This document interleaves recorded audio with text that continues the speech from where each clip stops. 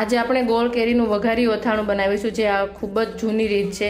આપણા દાદી બનાવતા હતા. તો અહીંયા મેં કેરી 800 ગ્રામ જેટલી કેરી લીધી છે. છાલ ઉતારીને નાના એવા પતલી ચીરો કરીને એના આવા એક સરખા કટકા કરી લીધા છે અને જાળી અને ગોટલી આપણે કાઢી લેવાની છે. હવે આપણે 800 ગ્રામ જેટલી કેરી હોય તો 700 ગ્રામ જેટલો દેશી ગોળ દવા વગરનું આપણે એને છોલી લેવાનું છે.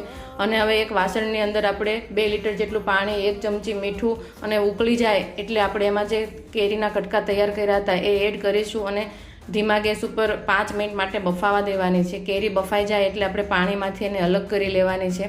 અને હવે આપણે એના વઘાર માટે એક વાસણમાં 2 ચમચી જેટલું તેલ ગરમ કરીશું. તજ, લવિંગ, મરચાં અને જીરું નાખીને આપણે એનો વઘાર કરીશું અને ગોળ એમાં એડ કરી દઈશું. ગોળ સરસ રીતે ઓગળી જાય એટલે આપણે એના અંદર પાણીમાં જે બાફેલી કેરી હતી એ એડ કરીશું અને સરખી રીતે બધું મિક્સ કરીશું. ગેસની ફ્લેમ આપણે એકદમ સ્લો રાખીશું અને ધીમા ગેસે આપણે આવી રીતે અથાણું ચલાવતા રહીશું. ગોળનો કલર ચેન્જ થઈ જાય એટલે આપણે ગેસની ફ્લેમ બંધ કરી દેવાની છે અને અથાણું નીચે લઈ લેવાનું છે.